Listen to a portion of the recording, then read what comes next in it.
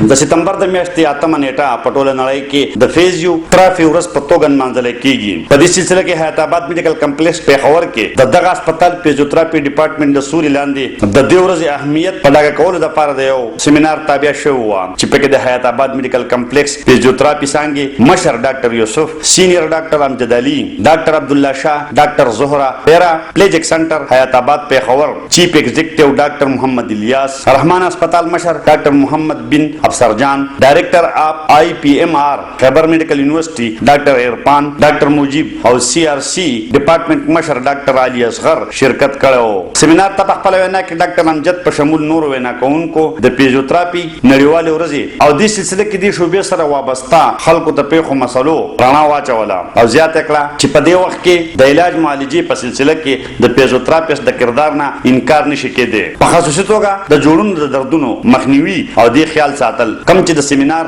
موضوع هم و. وینا کوونکو د خپل خیالاتو اظهار وکړو. وینا کوونکو ویل چې د عمر تیریدو سره جوړونو درد پیدا کېدل عامه مسله ده. د کومې علاج چې د فزیوتراپي په ذریعہ په اسانه قابو بیا مونږ کېږي، خو خلکو ته پکار دي چې په دې سلسله کې د ښه فزیوتراپیست نه علاج وکړي. د دې ورځې په مناسبت د ډاکټر امجد وینا وا. पूरी दुनिया की तरह आज पाकिस्तान में भी वर्ल्ड फिजिकल थेरेपी डे मनाया जा रहा है और इस दिन की मनाने का मकसद यही है कि लोगों के अंदर ये शऊर उजागर हो जाए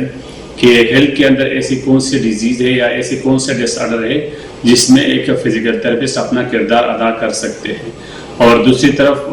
ये शऊर भी लोगों के अंदर उजागर करना है कि हम अपने जो हमारी जिस्म है इसका हम फिटनेस लेवल का खास ख्याल रखें ताकि अगर आप फिट है तो आपको बीमारी का चांस जो है वो आपको कम लगेगा। और अगर आप अपने फिटनेस पे तवज्जो देंगे प्रॉपर एक्सरसाइज के थ्रू या एक सही और एक क्वालिफाइड फिजिकल थेरेपिस्ट से मशवरे के साथ अगर आप अपनी बॉडी को फिट रखेंगे तो फ्यूचर में ऐसी बहुत सी बीमारियां हैं जिसका रोकथाम मुमकिन है. उरुस्तो द सेमिनार शिरकत कोउनको पदे हवाला आगाई मुहिम दपारा वाक हम ओको